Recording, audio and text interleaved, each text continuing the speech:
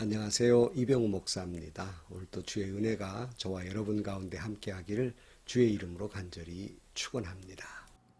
오늘 아침 하나님께서 우리에게 허락해 주신 말씀은 마태복음 6장 16절에서 24절 말씀입니다. 너희는 금식할 때 위선자들과 같이 슬픈 기색을 띠지 말아라. 그들은 금식하는 것을 남에게 보이려고 얼굴을 흉하게 한다. 내가 진정으로 너에게 말한다. 그들은 자기네 상을 이미 받았다. 너는 금식할 때 머리에 기름을 바르고 낯을 씻어라. 그리하여 금식하는 것을 사람들에게 드러내지 말고 보이지 않게 숨어서 계시는 내 아버지께서 보시게 하여라.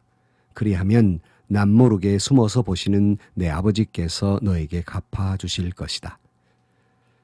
너희는 자기를 위하여 보물을 땅에다 쌓아두지 말아라. 땅에서는 좀이 먹고 녹이 슬어서 망가지며 도둑들이 뚫고 들어와서 훔쳐간다. 그러므로 너희를 위하여 보물을 하늘에 쌓아두어라. 거기에는 좀이 먹고 녹이 슬어서 망가지는 일이 없고 도둑들이 뚫고 들어와서 훔쳐가지도 못한다. 너의 보물이 있는 곳에 너의 마음도 있을 것이다. 눈은 몸의 등불이다. 그러므로 내 눈이 성하면 내 온 몸이 밝을 것이요. 내 눈이 성하지 못하면 내 온몸이 어두울 것이다. 그러므로 내 속에 있는 빛이 어두우면 그 어두움이 얼마나 심하겠느냐. 아무도 두 주인을 섬기지 못한다. 한쪽을 미워하고 다른 한쪽을 사랑하거나 한쪽을 중히 여기고 다른 쪽을 업신 여길 것이다. 너희는 하나님과 재물을 아울러 섬길 수 없다. 아멘. 여러분, 금식 기도해 보신 적이 있으십니까? 때로는 우리가 믿음으로 살다 보면 이 금식 기도가 필요할 때도 있습니다. 저도 몇 차례 일주일이나 또는 한 3일 정도 금식 기도해 본 경험이 있습니다. 예수님도 금식 기도를 하셨습니다. 그러나 성경은 꼭 반드시 금식 기도를 해야 한다고 가르치는 그런 내용은 잘 있지 않습니다. 그러니까 금식 기도는 반드시 해야 한다든가 금식 기도는 해서는 안 된다든가 그런 말씀은 없지만 분명한 것은 금식 기도는 우리의 신앙생활에 유익하고 믿음으로 사는 성도들의 삶에 필요한 부분이다 하고 말할 수 있겠습니다. 우리는 어떠한 때 금식 기도를 하게 됩니까? 금식 기도의 필요성 어느 때입니까? 때로는 우리가 금식 기도를 할 때에 몇 가지 요인이 있는데요. 깊은 회개할 일이 있을 때, 정말 하나님 앞에 마음 깊은 곳에서 회개해야 할 때 금식 기도를 하게 됩니다. 때로는 그럴 수 없는 어려운 절망에 빠졌을 때, 인간으로서는 어찌할 수 없을 때 우리는 금식 기도를 해야 됩니다. 그런가 하면 국가와 민족이 존망에 다다랐을 때, 어려운 여건에 있을 때 우리는 금식 기도를 해야 할 것입니다. 근데 금식 기도의 의미가 뭘까요? 꼭 무슨 밥을 먹지 않는다는 것, 물을 마시지 않는다는데 그 의미가 있을까요?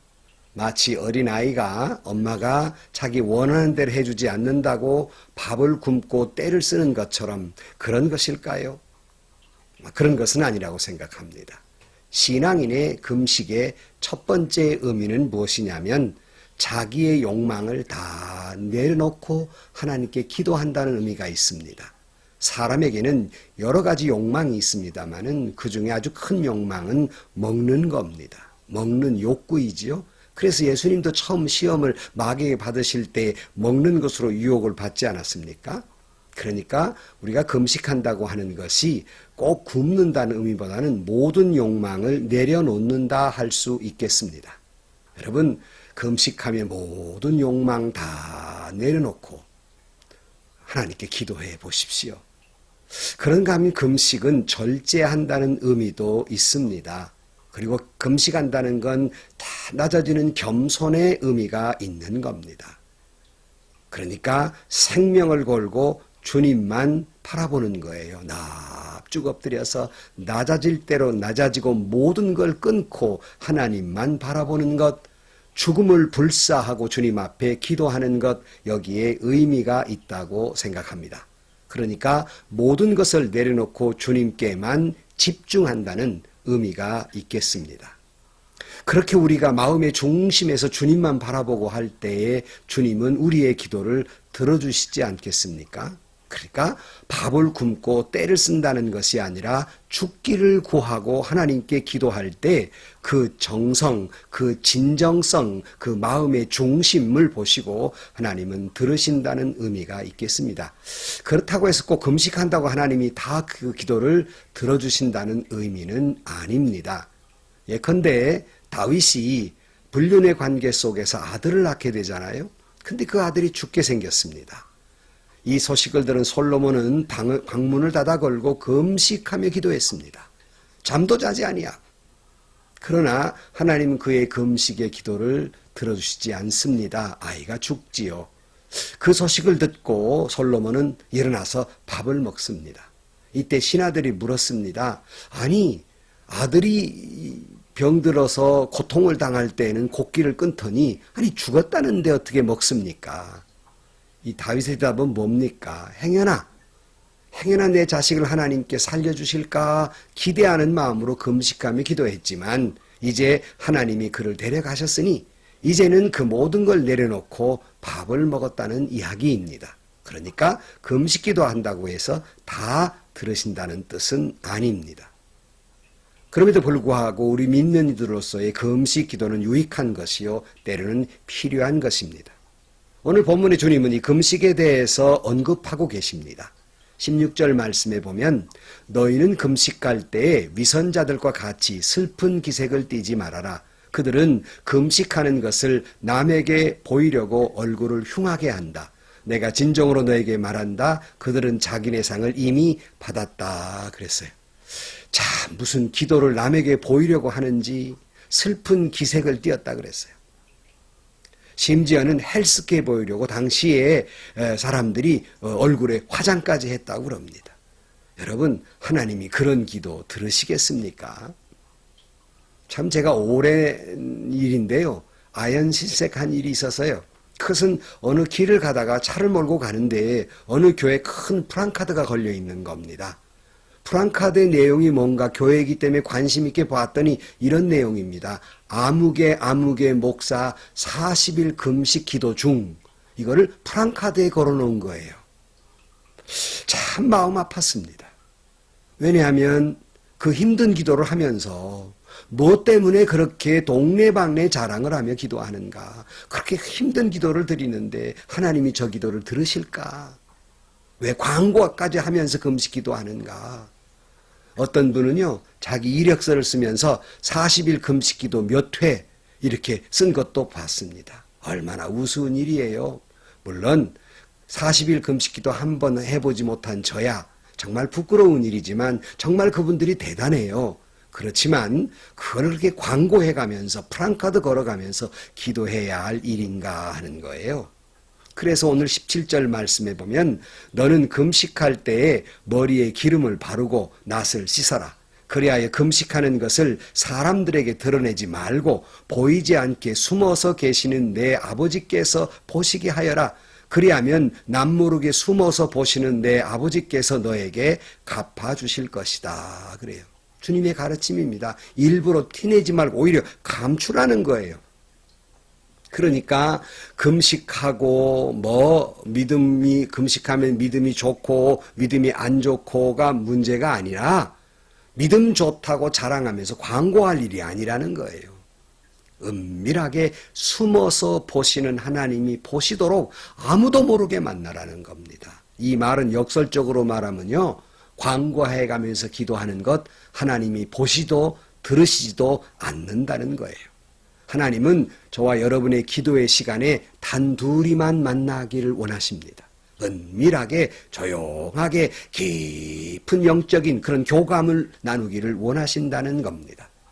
여러분, 금식기도 유익합니다. 하지만 남모르게 비밀리에 하나님과 둘만 하는 깊은 기도의 그런 세계로 들어갈 수 있기를 주의 이름으로 축원합니다. 그런가 하면 오늘 본문에 보면 돈의 문제도 말씀하고 있습니다. 24절 말씀에 아무도 두 주인을 섬기지 못한다.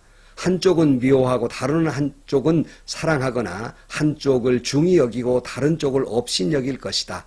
너희는 하나님과 재물을 아울러 섬길 수 없다 그랬습니다. 참 그런 것 같습니다. 하나님과 돈을 겸하여 섬길 수 없는 문제예요. 왜냐하면 우리가 악하기 때문에 한쪽으로 치우치기가 참 쉽습니다. 그렇다고 여러분, 우리 믿는 사람들이 가난하게 살아야 옳다, 그것은 오해입니다. 청빙이라는 말을 우리가 대단히 오해하고 있는데요.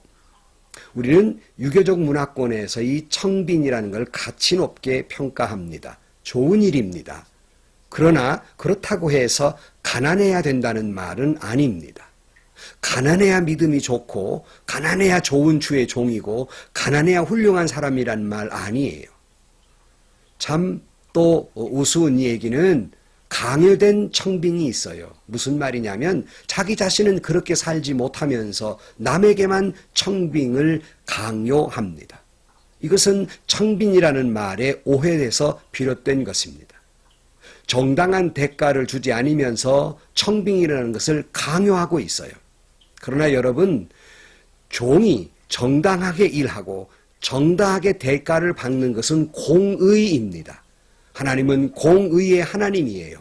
그러나 정당한 대가를 주지 않으려고 청빙을 남에게 강요해서는 아니 된다는 것입니다. 이것은 옳지 않는 일입니다. 하나님께서는 일용할 양식을 중요하게 여기십니다. 그리고 이 땅의 축복도 중요하게 여기십니다. 여러분 모두도 그렇게 물질의 축복을 받기를 원하시지 않습니까?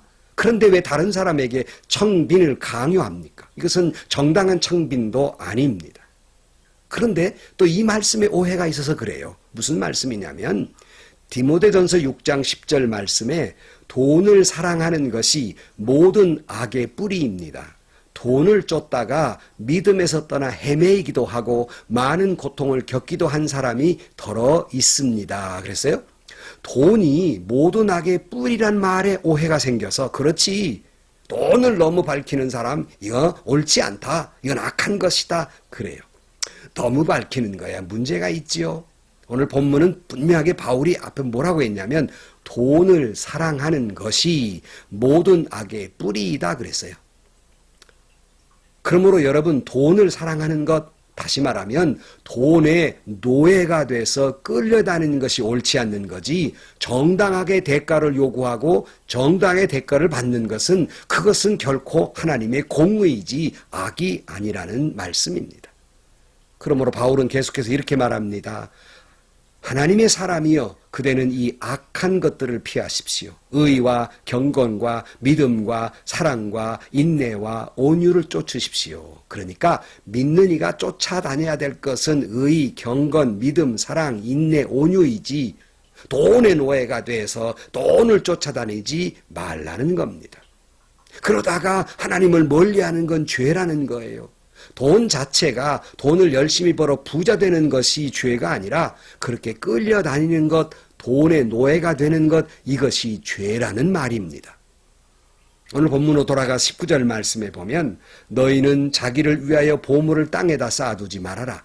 땅에서는 좀이 먹고 녹이 슬어서 망가지며 도둑들이 뚫고 들어와 훔쳐간다. 그러므로 너희를 위하여 보물을 하늘에 쌓아두어라. 거기에는 좀이 먹고 녹이 슬어서 망가지는 일이 없고 도둑들이 뚫고 들어와서 훔쳐가지 못한다. 너의 보물이 있는 곳에 너의 마음도 있을 것이다. 그랬어요? 뭘 표현하고자 합니까? 돈의 노예가 돼서 온 마음이 돈에 가 있으면 하나님을 섬기지 못한단 말이에요. 온 마음이 돈에 있기 때문에. 여러분의 보물은 무엇입니까? 돈입니까? 이것이 악하다는 거예요. 여러분의 마음의 중심에 누가 있습니까? 하나님이 계십니까? 여러분, 하나님이 여러분 마음의 중심에 두시면서 부자 되기를, 재물의 복 받기를 주의 이름으로 축원합니다. 바라기는 이 영상을 보시는 모든 분들이 우리가 세상을 살면서 물질은 필요한 것이기 때문에 다 많이 벌어서 훌륭하게 부자 되기를 주의 이름으로 축원합니다. 단 돈에 쫓아다니거나 돈에 온 마음을 두거나 돈을 사랑해서는 안 된다는 거예요. 돈의 노예가 되는 게 악하다는 거예요. 오히려 우리는 돈을 지배해야 합니다. 그러므로 여러분들이 하나님을 열심히 섬겨서 하나님의 축복, 부자 되는 축복을 받고 돈의 노예가 되지 말고 그 돈을 하나님의 뜻에 따라서 잘 다스리는 것, 이것이 훌륭한 겁니다. 예수 믿는 사람 부자 돼야 돼요. 왜요? 돈의 노예가 되라고요? 아닙니다. 돈의 노예가 되라는 말이 아니라 그 돈을 하나님의 뜻에 따라 잘 다스리라는 말씀입니다. 우리는 신앙생활을 중요한 두 가지 것을 말씀드렸어요. 우리는 기도해야 합니다. 하지만 남에게 보이려고 기도해서는 안 됩니다. 특별히 금식기도 꼭 필요한 것이지만 하나님과 몰래 만나는 시간, 하나님이 원하시는 기도입니다. 때로는 금식기도 해서 목숨을 걸고 기도함으로 말미암아 하나님께 응답받는 여러분들이 되기를 주의 이름으로 축원합니다. 아울러서 여러분들이 물질적으로도 여러분 하나님의 축복을 받아 이 땅에 부유의 축복, 돈의 축복을 받기를 주의 이름으로 축원합니다. 하지만 돈을 사랑하거나 노예가 되지 마시고 하나님을 사랑하고 부자 되셔서 하나님이 원하시는 뜻대로 그 돈을 하나님이 원하시는 대로 잘 지배하고 사용함으로 말미암아 하나님께 영광을 돌리는 저와 여러분들이 되시기를 주의 이름으로 간절히 축원합니다. 기도하시겠습니다. 하나님 아버지, 은밀히 보시는 주님과 깊은 골방에서 주님과 만나고 영적 깊은 교제의 시간을 갖게 하여 주옵소서. 행여나 세상의 것, 돈의 마음을 뺏겨서 하나님을 멀리하는 자 되지 않게 하여 주시고 온 마음 주님을 사랑하는 마음으로 살다가 주님이 은혜로 주신 축복 속에 물질의 복을 허락해 주시고 그 물질을 잘 다스려서 하나님이 원하시는 뜻대로 사용하는 진정 하나님께 영광을 돌리는 우리 모두가 되게 하여 주옵소서. 예수님의 이름으로 기도하옵나이다. 아멘. 성도 여러분, 돈이라는 건 필요한 것입니다. 악한 것은 아니에요. 하지만 돈의 노예가 되지 마시고 오늘 또 여러분 하나님이 주시는 은혜와 축복으로 물질의 부여를 누리시고 하나님의 뜻대로 하나님의 원하시는 대로 돈을 사용하는, 재물을 사용하는, 물질을 지배하는 저와 여러분들이 되시길 주의 이름으로 축원합니다. 오늘도 좋은 일이 있을 겁니다. 하나님의 은혜와 축복이 넘치시기를 주의 이름으로 축원합니다.